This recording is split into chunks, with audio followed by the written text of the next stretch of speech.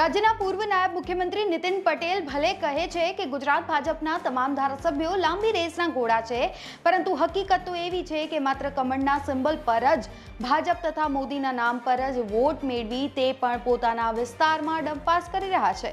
બીજા પર નિર્ભર બનીને જીત મેળવનાર આ ધારાસભ્યો ભલે ઘોડા હોય એમ નીતિન પટેલ કહે, પરંતુ પ્રજાને તો તે હાલ ઉલટા ચશ્મા જ પહેરાવી રહ્યા છે।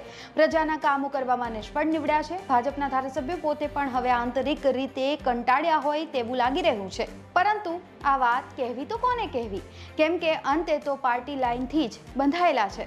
ખેર, આ બધાની ચર્ચા વચ્ચે હવે ચર્ચા એ છે કે લોકસભા ચૂંટણી બાદ ગુજરાતના મંત્રીમંડળમાં ફેરફાર થશે। આ ચર્ચા ચૂંટણી પહેલાથી ચાલી આવતી હતી, તેવામાં ફેરફાર વચ્ચે એવી ચર્ચા છે કે આ વખતે રાજકોટ જિલ્લાના જેતપુરના ધારાસભ્ય અને સહકારી આગેવાન જયેશ રાદડિયાને ફરી મંત્રીમંડળમાં સમાવેશ કરવામાં આવી શકે છે।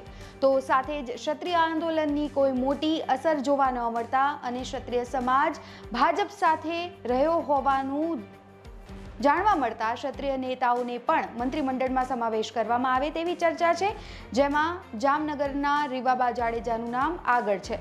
રાઘવજીભાઈ પટેલની નાદુરસ્ત તબિયતના કારણે તેમને આરામ આપવામાં આવશે તેવી અટકળો છે, જ્યારે કોંગ્રેસમાંથી ભાજપમાં આવેલા અર્જુન મોઢવાડિયા અને CJ ચાવડાને અપાયેલા કમિટમેન્ટ બાદ તેમને મંત્રીમંડળમાં સ્થાન મળશે એ વાત તો અત્યારે સ્પષ્ટ જોવા મળી રહી છે।